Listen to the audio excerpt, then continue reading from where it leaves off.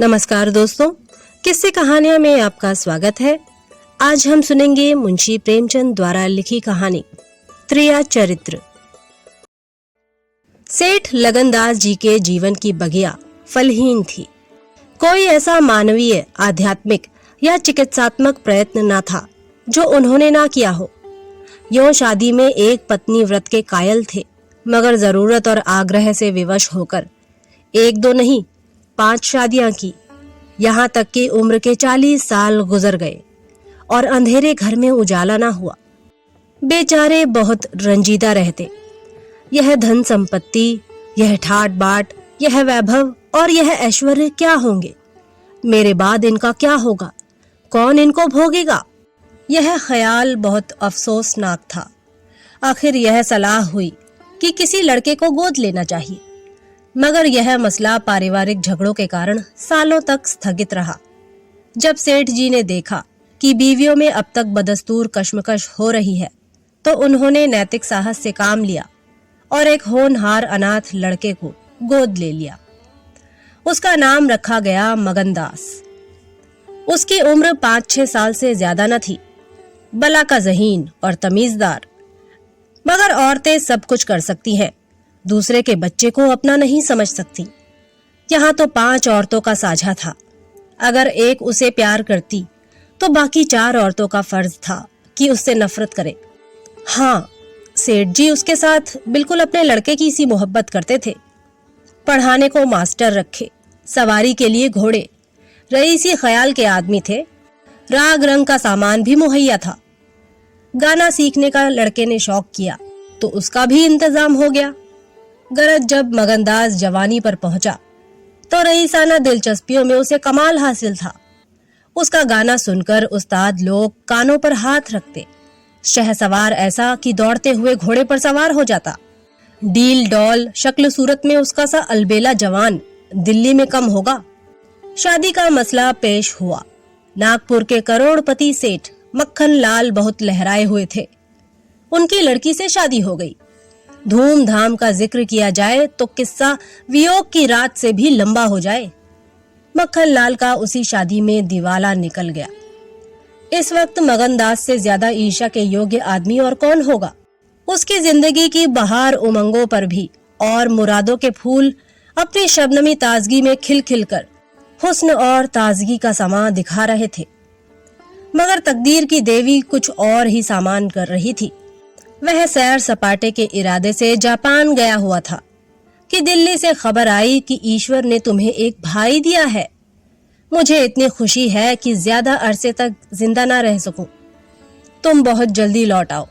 मगनदास के हाथ से तार का कागज छूट गया और सर में ऐसा चक्कर आया कि जैसे किसी ऊंचाई से गिर पड़ा है। मगनदास का किताबी ज्ञान बहुत कम था, मगर स्वभाव की सज्जनता से वह खाली हाथ न था। हाथों की उदारता ने, जो समृद्धि का वरदान है, हृदय को भी उदार बना दिया था। उसे घटनाओं की इस काया पलट से दुख तो जरूर हुआ, आखिर इंसान ही था। मगर उसने धीरज से काम लिया और एक आशा और भय की मिली जुली हालत में देश को रवाना हुआ। रात का वक्त था। जब अपने दरवाजे पर पहुंचा तो नाच गाने की महफिल सजी देखी। उसके कदम आगे ना बढ़े। वह लौट पड़ा और एक दुकान के चबूतरे पर बैठकर सोचने लगा कि अब क्या करना चाहिए। इतना तो उसे यकीन था कि सेठ जी उसके साथ भी भलमनसी और मोहब्बत से पेश आएंगे, बल्कि शायद अब और भी कृपा करने लगे। सेठानियां भी अब उसके साथ गैरों का सा बर्ताव ना करेंगी। मुमकिन है मंजली बहू, जो इस बच्चे की खुशनसीब माँ थी, उससे दूर दूर रहें। मगर बाकी चारों सेठानियों की तरफ से सेवा सत्कार में कोई शक नहीं था। उनकी डाह से वह फायदा उठा सकता था। उसके स्वाभिमान ने यह गवारा न किया कि जिस घर में मालिक की हैसियत से रहता था, उसी घर में अब एक आश्रित की हैसियत से जिंदगी बसर करे। उसने फैसला कर लिया कि अब यहाँ रहना ना मुनासिब है ना मसलहत। मगर जाऊं कहाँ? ना कोई ऐसा फन सीखा, ना कोई ऐसा इल्म हासिल किया जिससे रोजी कमाने की सूरत पैदा होती।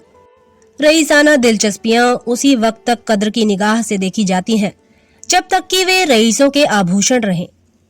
जीविका बनकर वे सम्मान के पद से गिर जाती हैं।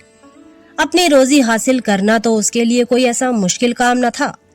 किसी सेठ साहूकार के यहाँ मुनीम बन सकता था, किसी कारखाने की तरफ से एजेंट हो सकता था, मगर उसके कंधे पर एक भारी जुआ रखा हुआ था। उसे क्या करे? एक बड़े सेठ की लड़की जिसने लाड प्यार में परवरिश पाई, उससे यह कंगाली की तकलीफें क्यों कर झेली जाएंगी? क्या मक्खन लाल की लाडली बेटी एक ऐसे आदमी के साथ रहना पसंद करेगी जिसे रात की रोटी का भी ठिकाना नहीं? मगर इस फिक्र में अपनी जान क्यों खपाऊं?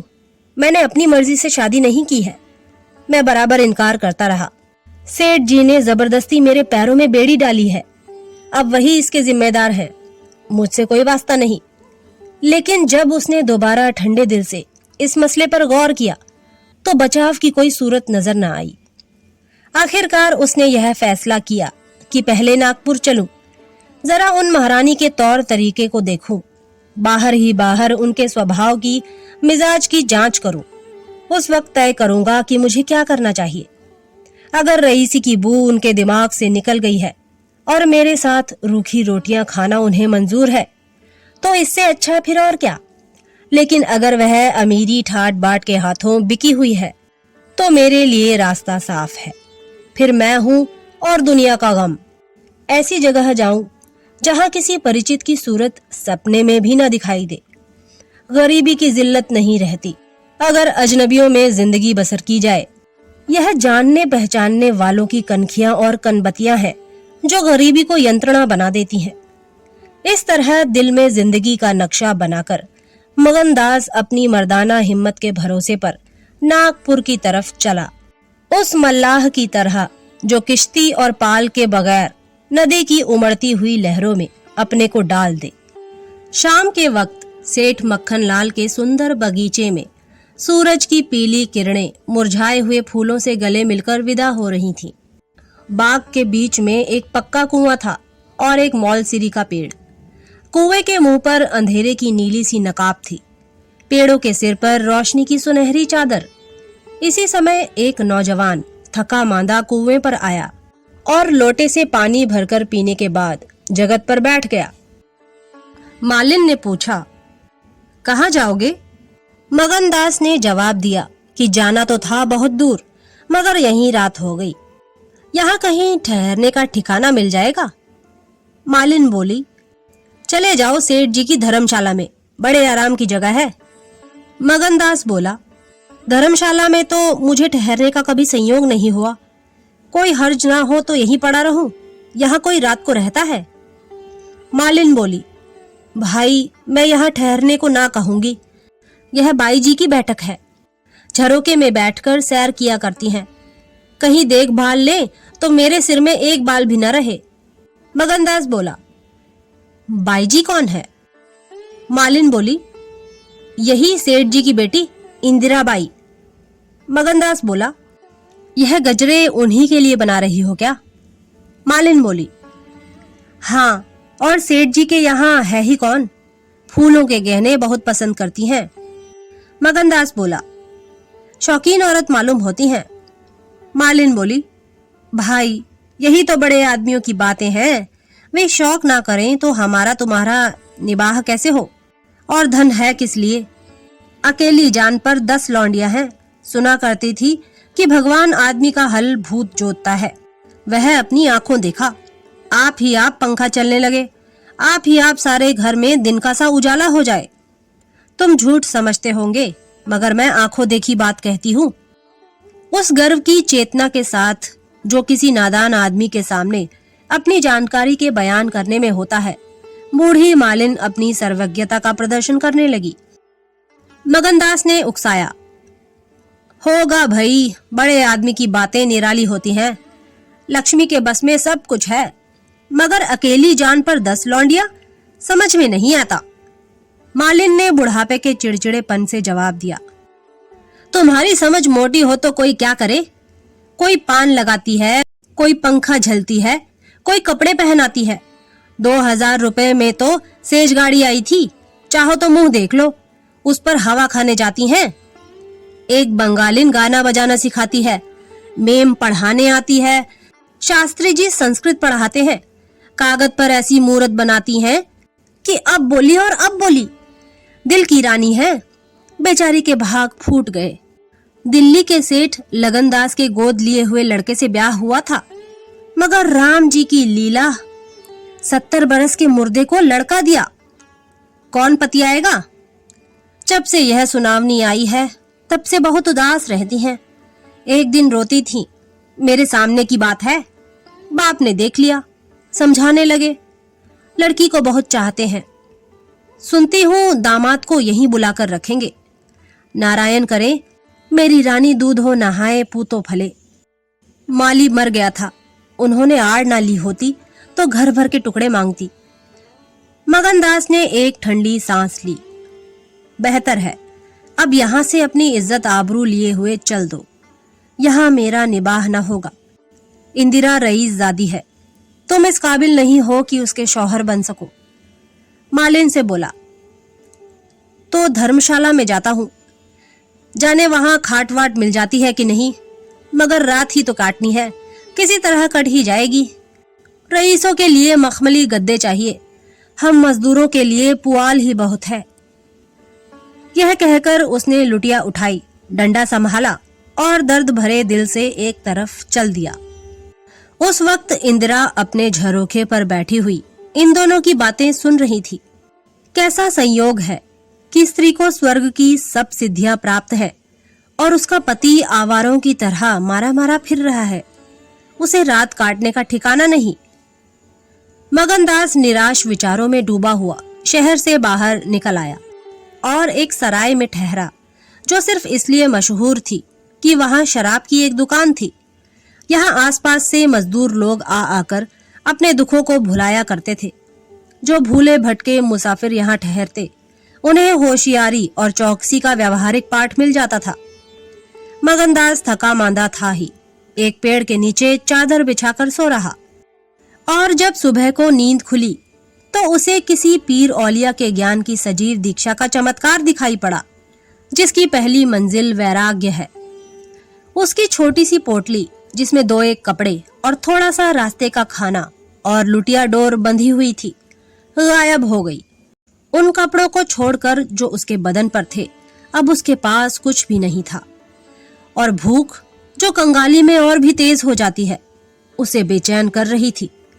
मगर वह दृढ़ स्वभाव का आदमी था। उसने किस्मत का रोना ना रोया और किसी तरह गुजर करने की तदबीरें सोचने लगा। लिखने और गणित में उसे अच्छा अभ्यास था, मगर इस हैसियत में उससे फायदा उठाना असंभव था। उसने संगीत का बहुत अभ्यास किया था। किसी रसिक रईस के दरबार में उसकी कद्र हो सकती थी, मगर उसके पुरुषोचित अभिमान ने इस पेशे को अख्तियार करने की इजाजत ना दी। हाँ, वह आला दर्जे का घुड़सवार था और यह फन मजे में पूरी शान के साथ उसकी रोजी का साधन बन सकता था। यह पक्का इरादा करके उसने हिम्मत से कदम आगे बढ़ाए। ऊपर से देखने पर यह बात यकीन के काबिल नहीं मालूम होती, मगर वह अपना बोझ हल्का हो जाने से इस वक्त बहुत उदास नहीं था। मर्दाना हिम्मत का आदमी ऐसी मुसीबतों को उसी निगाह से देखता है जिसमें एक होशियार विद्यार्थी परीक्षा के प्रश्नों को देखता है।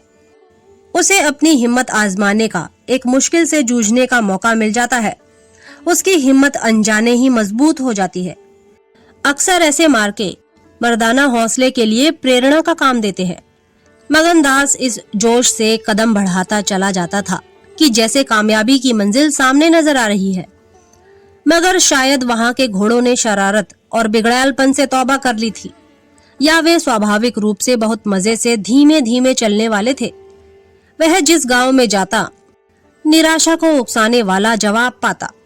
आखिरकार शाम के वक्त जब सूरज अपनी आखिरी मंजिल पर जा पहुंचा था, उसकी कठिन मंजिल तमाम हुई। नागर घाट के ठाकुर अटल सिंह ने उसकी चिंता को समाप्त किया। यह एक बड़ा गांव था।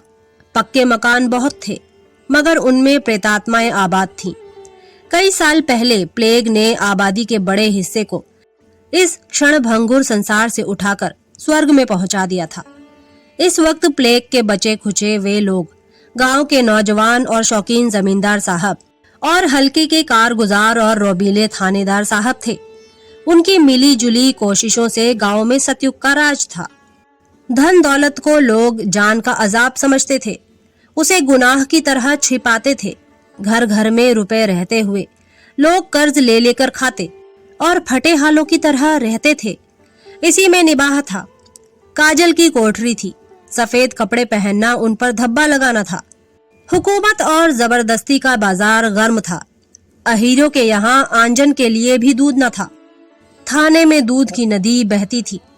मवेशी खाने के मुहर्रिर दूध की कुल्लियां करते थे। इसी अंधेर नगरी को मगनदास ने अपना घर बनाया। ठाकुर साहब ने असाधारण उदारता से काम लेकर उसे रहने के लिए एक मकान भी दे दिया, जो केवल बहुत व्यापक अर्थों में मकान कहा जा सकता था। इसी झोपड़ी में वह 1 हफ्ते से जिंदगी के दिन काट रहा है। उसका चेहरा जर्द है और कपड़े मैले हो रहे हैं, मगर ऐसा मालूम होता है कि उसे अब इन बातों की अनुभूति ही नहीं रही। जिंदा है, मगर जिंदगी रुखसत हो गई है। हिम्मत और हौसला मुश्किल को आसान कर सकते हैं, आंधी और तूफान से बचा सकते हैं, मगर चेहरे को खिला सकना उनके सामर्थ्य से बाहर है। टूटी हुई नाव पर बैठकर मल्हार गाना हिम्मत का काम नहीं, हिमाकत का काम है। एक रोज जब शाम के वक्त वह अंधेरे में खाट पर पड़ा हुआ था, एक औरत उसके दरवाजे पर आकर भीख मांगने लगी। मगनदास को आवाज परिचित जान पड़ी।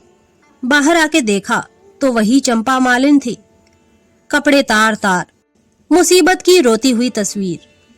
बोला, मालिन, तुम्हारी यह क्या हालत है?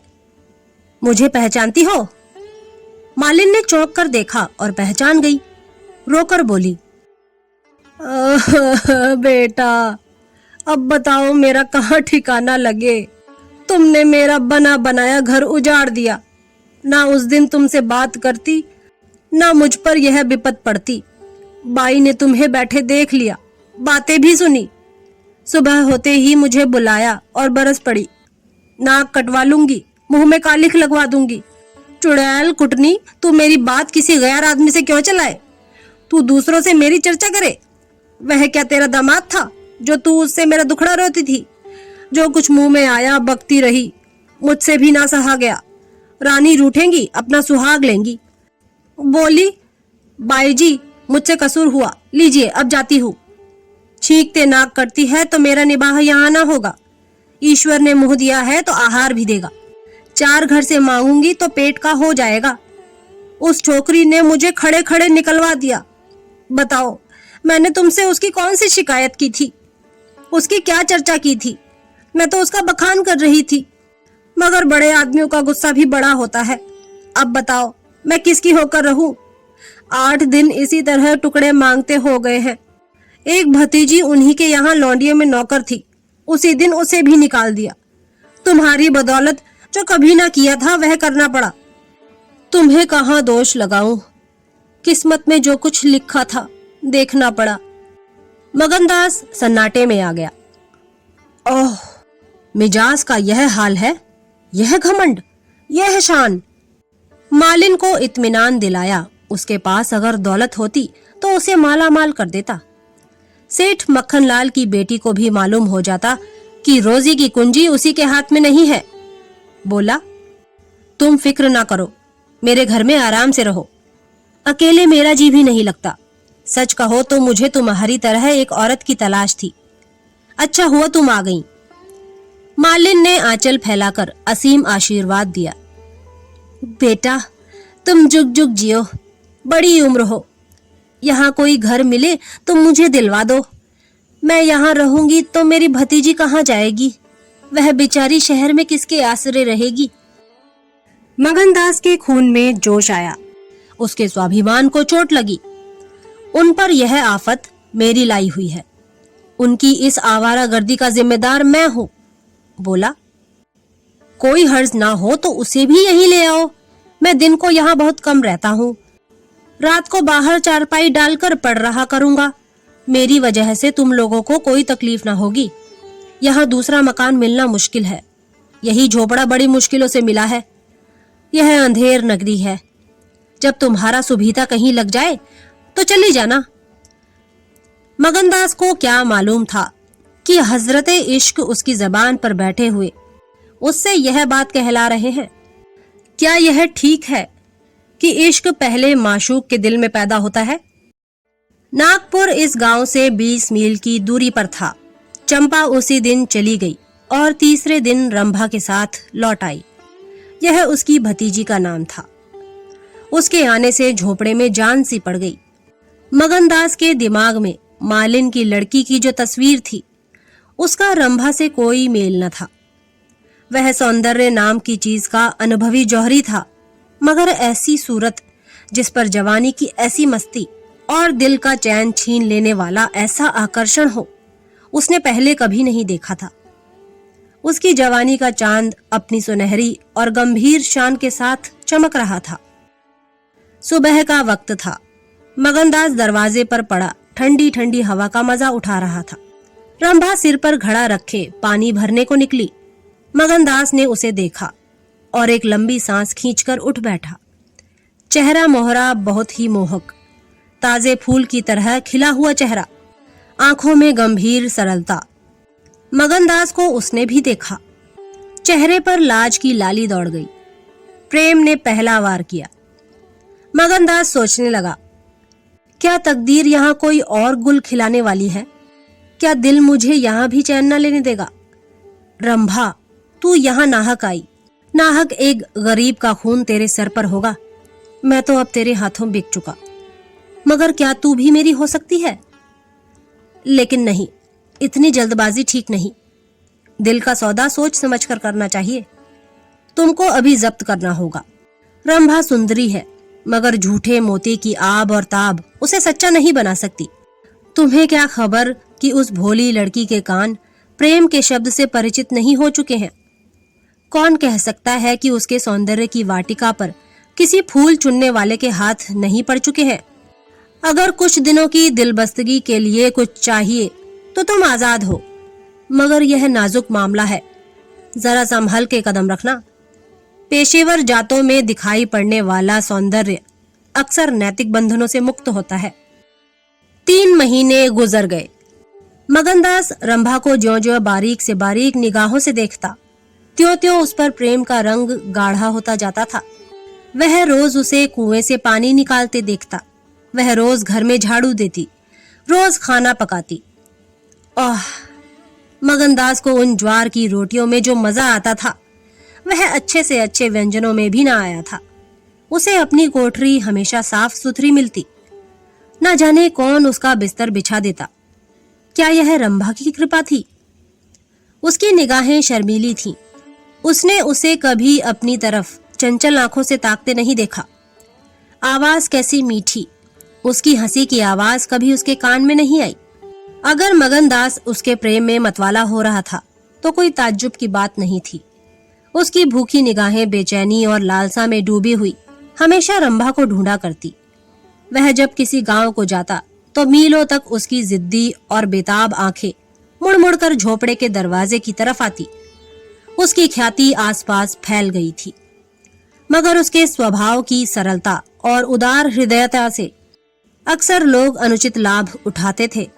इंसाफ पसंद लोग तो स्वागत सत्कार से काम निकाल लेते, और जो लोग ज्यादा समझदार थे वे लगातार तकाजों का इंतजार करते। चूंकि मगनदास इस फन को बिल्कुल नहीं जानता था, बावजूद दिन रात की दौड़ धूप के गरीबी से उसका गला ना छूटता। जब वह रंभा को चक्की पीसते हुए देखता तो गेहूं के साथ उसका दिल भी पिस जाता था। वह कुएं से पानी निकालती तो उसका कलेजा निकल आता। जब वह पड़ोस की औरतों के कपड़े सीती तो कपड़ों के साथ मगनदास का दिल छिद जाता, मगर कुछ बस था न काबू। मगनदास की हृदय भेदी दृष्टि को इसमें तो कोई संदेह नहीं था कि उसके प्रेम का आकर्षण बिल्कुल बेअसर नहीं है, वरना रंभा की उन वफा से भरी हुई खातिरदारियों की तुक वह कैसे बिठाता। वफा ही वह जादू है, रूप के गर्व का सिर नीचा कर सकता है। मगर प्रेमिका के दिल में बैठने का मादा उसमें बहुत कम था। कोई दूसरा मनचला प्रेमी अब तक अपने वशीकरण में कामयाब हो चुका होता, लेकिन मगनदास ने दिल आशिक का पाया था और जबान माशूक की। एक रोज शाम के वक्त चंपा किसी काम से बाजार गई हुई थी और मगनदास हमेशा की तरह चारपाई पर पड़ा सपने देख रहा था। रंभा अद्भुत छटा के साथ आकर उसके सामने खड़ी हो गई। उसका भोला चेहरा कमल की तरह खिला हुआ था और आंखों से सहानुभूति का भाव झलक रहा था। मगनदास ने उसकी तरफ पहले आश्चर्य और फिर प्रेम की निगाहों से देखा और दिल पर जोर डालकर बोला, आओ रंभा, तुम्हें देखने को बहुत दिन से आंखें तरस रही थी। रंभा ने भोलेपन से कहा, मैं यहां ना आती तो तुम मुझसे कभी ना बोलते। मगनदास का हौसला बढ़ा, बोला, बिना मर्जी पाए तो कुत्ता भी नहीं आता। रंभा मुस्कुराई, कली खिल गई, मैं तो आप ही चली आई। मगनदास का कलेजा उछल पड़ा।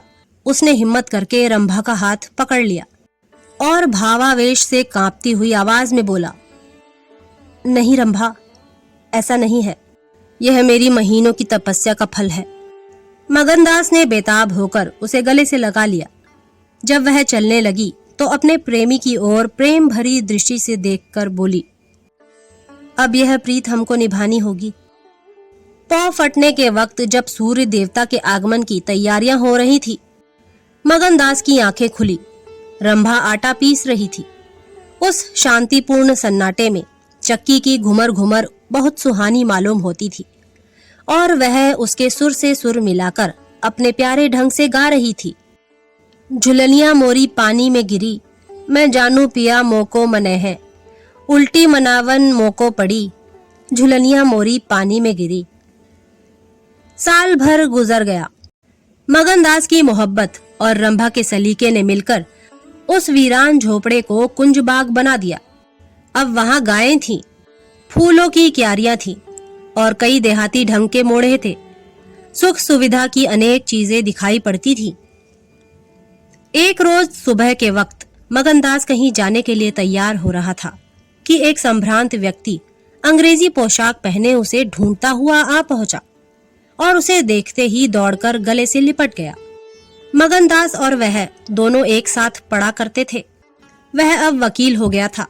मगनदास ने भी अब पहचाना और कुछ झेपता और कुछ झिझकता उससे गले लिपट गया।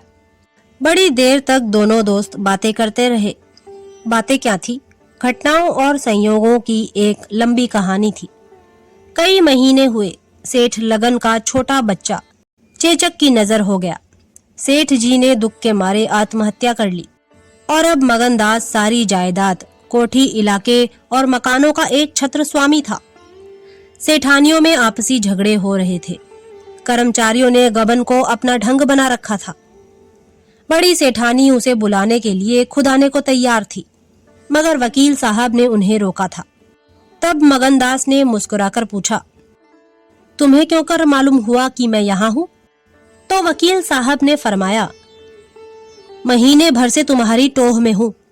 सेठ मक्खनलाल ने अता पता बतलाया, तुम दिल्ली पहुंचे और मैंने अपना महीने भर का बिल पेश किया। रंभा अधीर हो रही थी कि यह कौन है और इनमें क्या बातें हो रही हैं।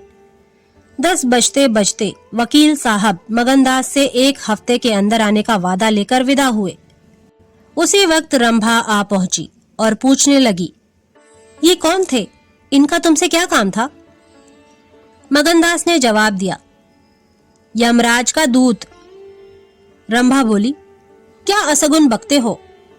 मगन बोला, नहीं नहीं रंभा, यह असगुन नहीं है, यह सचमुच मेरी मौत का दूत था।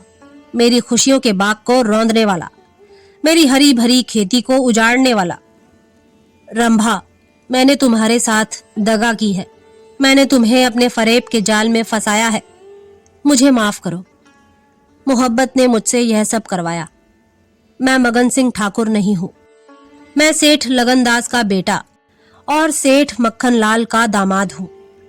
मगनदास को डर था कि रंभा यह सुनते ही चौंक पड़ेगी और शायद उसे जालिम दगाबाज कहने लगे, मगर उसका ख्याल गलत निकला। रंभा ने आंखों में आंसू भरकर सिर्फ इतना कहा, तो क्या तुम मुझे छोड़कर चले जाओगे? मगनदास ने उसे गले लगाकर कहा, हाँ। रंभा बोली, क्यों? मगनदास बोला, इसलिए कि इंदिरा बहुत होशियार, सुंदर और धनी है। रंभा बोली, मैं तुम्हें ना छोड़ूंगी।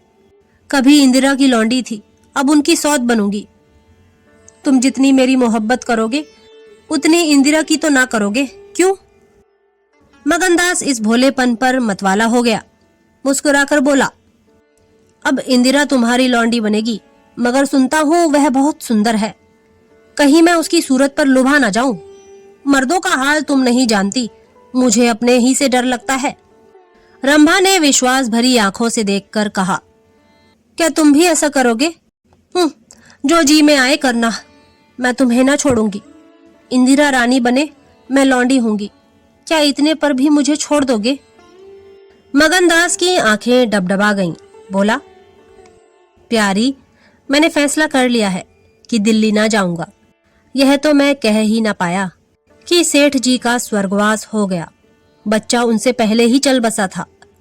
अफसोस, सेठ जी के आखिरी दर्शन भी ना कर सका। अपना बाप भी इतनी मोहब्बत नहीं कर सकता। उन्होंने मुझे अपना वारिस बनाया है। वकील साहब कहते थे कि सेठानियों में अनबन है, नौकर चाकर लूट मार मचा रहे हैं। वहां का यह हाल है और मेरा दिल वहां जाने पर राजी नहीं होता। दिल तो यहाँ है, वहां कौन जाए? रंभा जरा देर तक सोचती रही, फिर बोली, तो मैं तुम्हें छोड़ दूंगी। इतने दिन तुम्हारे साथ रही, जिंदगी का सुख लूटा। अब जब तक जीऊंगी इस सुख का ध्यान करती रहूंगी। मगर तुम मुझे भूल तो न जाओगे? साल में एक बार देख लिया करना, इसी झोपड़े में आकर। मगनदास ने बहुत रोका, मगर आंसू ना रुक सके। बोले, रंभा, ऐसी बातें ना करो, कलेजा बैठा जाता है। मैं तुम्हें छोड़ नहीं सकता। इसलिए नहीं कि तुम्हारे ऊपर कोई एहसान है, तुम्हारी खातिर नहीं, अपनी खातिर।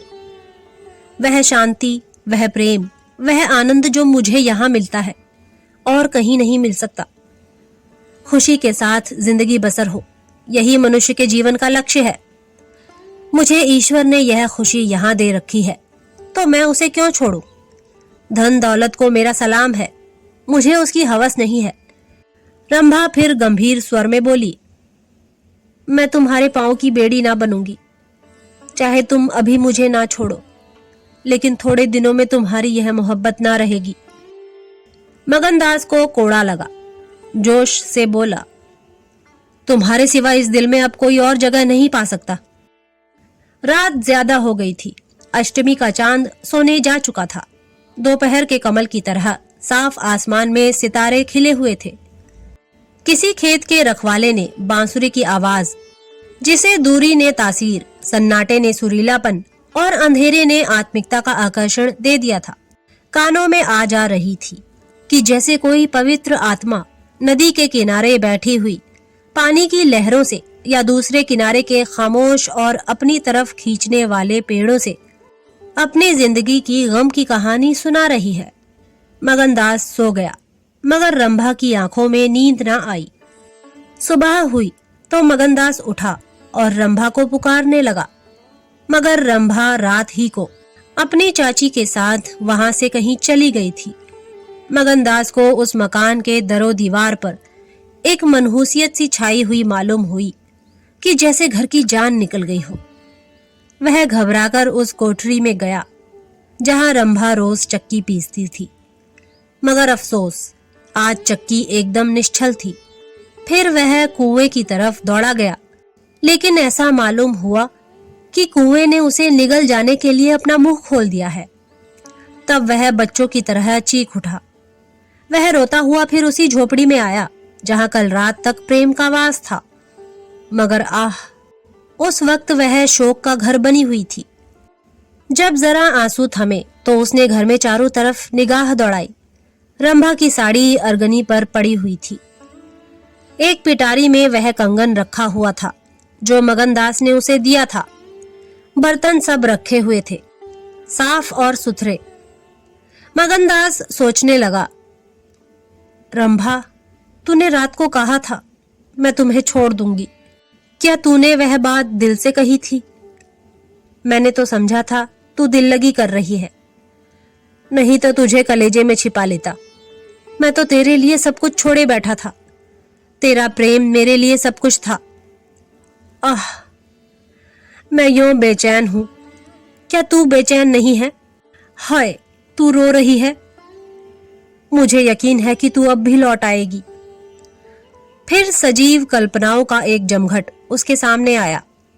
वे नाजुक अदाएं, वे मतवाली आंखें, वे भोली भाली बातें, वे अपने को भूली हुई सी मेहरबानियां, वह जीवनदायी मुस्कान, वे आशिकों जैसी दिलजोइयां, वह प्रेम का नशा, वह हमेशा खिला रहने वाला चेहरा, वह लचक लचक कर कुएं से पानी लाना, वह इंतजार की सूरत, वह मस्ती से भरी हुई बेचैनी, ये सब तस्वीरें उसकी निगाहों के सामने खतरनाक बेताबी के साथ फिरने लगी। मगनदास ने एक ठंडी सांस ली और आंसुओं और दर्द की उमड़ती हुई नदी को मर्दाना जब्त से रोककर उठ खड़ा हुआ। नागपुर जाने का पक्का फैसला हो गया। तकिए के नीचे से संदूक की कुंजी उठाई तो कागज का एक टुकड़ा निकल आया। यह रंभा की विदा की चिट्ठी थी।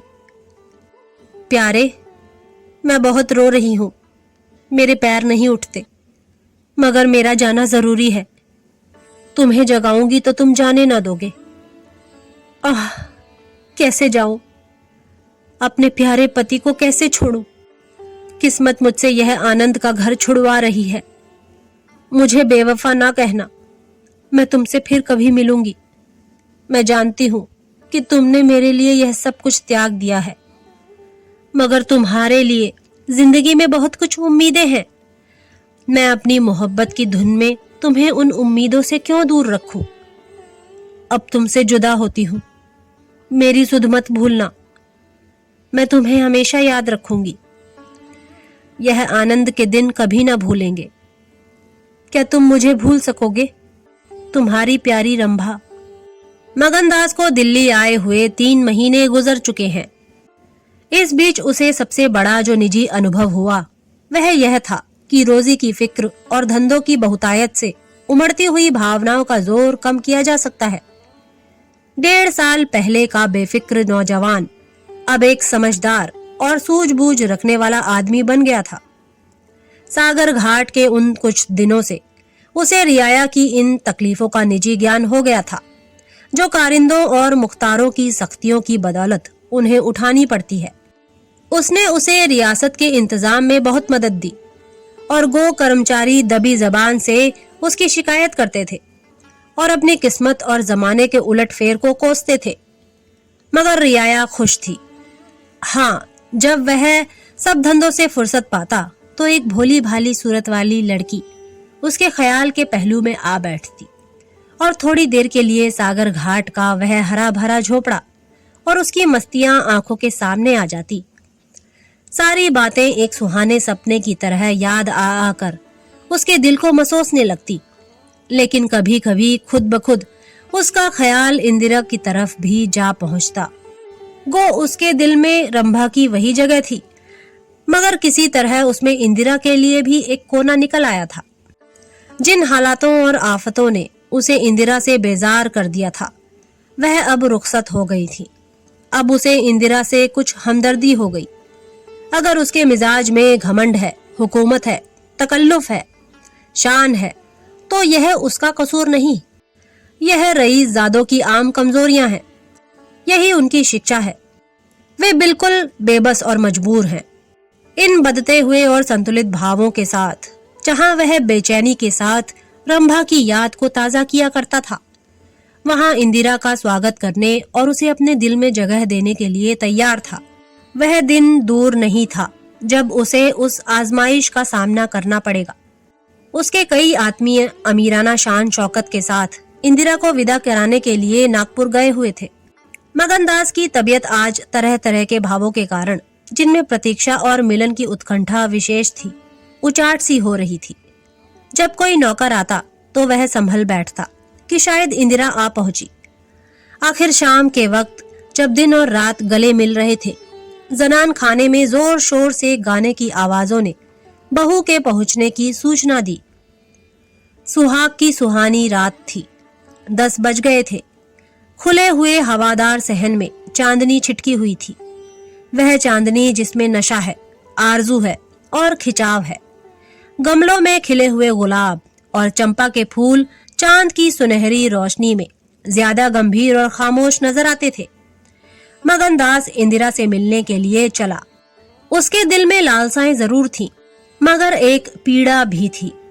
दर्शन की उत्कंठा थी, मगर प्यास से खोली। मोहब्बत नहीं, प्राणों का खिंचाव था जो उसे खींचे लिए जाता था। उसके दिल में बैठी हुई रंभा शायद बार बार बाहर निकलने की कोशिश कर रही थी, इसीलिए दिल में धड़कन हो रही थी। वह सोने के कमरे के दरवाजे पर पहुंचा। रेशमी पर्दा पड़ा हुआ था। उसने पर्दा उठा दिया। अंदर एक औरत सफेद साड़ी पहने खड़ी थी। हाथ में चंद खूबसूरत चूड़ियों के सिवा उसके बदन पर एक जेवर भी न था। ज्यों ही पर्दा उठा और मगनदास ने अंदर कदम रखा, वह मुस्कुराती हुई उसकी तरफ बढ़ी। मगनदास ने उसे देखा और चकित होकर बोला, रंभा? और दोनों प्रेमावेश से लिपट गए। दिल में बैठी हुई रंभा बाहर निकल आई थी। साल भर गुजरने के बाद एक दिन इंदिरा ने अपने पति से कहा, क्या रंभा को बिल्कुल भूल गए? कैसे बेवफा हो। कुछ याद है उसने चलते वक्त तुमसे क्या विनती की थी? मगनदास ने कहा, खूब याद है। वह आवाज भी कानों में गूंज रही है। मैं रंभा को भोली भाली लड़की समझता था, यह नहीं जानता था कि यह त्रिया चरित्र का जादू है। मैं अपनी रंभा को अब भी इंदिरा से ज्यादा प्यार करता हूँ। तुम्हें डाह तो नहीं होती? इंदिरा ने हंसकर जवाब दिया, डाह क्यों हो? तुम्हारी रंभा है तो क्या मेरा मगन सिंह नहीं है? मैं अब भी उस पर मरती हूँ। दूसरे दिन दोनों दिल्ली से एक राष्ट्रीय समारोह में शरीक होने का बहाना करके रवाना हो गए और सागर घाट जा पहुंचे। वह झोपड़ा, वह मोहब्बत का मंदिर, वह प्रेम भवन फूलों और हरियालियों से लहरा रहा था। चंपा मालिन उन्हें वहां मिली। गांव के जमींदार उनसे मिलने के लिए आए। कई दिन तक फिर मगन सिंह को घोड़े निकालने पड़े। रंभा कुएं से पानी लाती, खाना पकाती, फिर चक्की पीसती और गाती। गांव की औरतें फिर उससे अपने कुर्ते और बच्चों की लेसदार टोपियां सिलवाती हैं। हाँ, इतना जरूर कहती हैं कि उसका रंग कैसा निखर आया है, हाथ पांव कैसे मुलायम पड़ गए हैं, किसी बड़े घर की रानी मालूम होती है। मगर स्वभाव वही है, वही मीठी बोली है, वही मुरवत, वही हंसमुख चेहरा। इस तरह एक हफ्ता इस सरल और पवित्र जीवन का आनंद उठाने के बाद दोनों दिल्ली वापस आ गए। और अब 10 साल गुजरने पर भी साल में एक बार उस झोपड़े के नसीब जागते हैं। वह मोहब्बत की दीवार अभी तक उन दोनों प्रेमियों को अपनी छाया में आराम देने के लिए खड़ी है। तो दोस्तों, ये थी मुंशी प्रेमचंद की लिखी रचना त्रिया चरित्र। अगली बार फिर एक नई कहानी के साथ आपसे मुलाकात होगी। तब तक के लिए नमस्कार।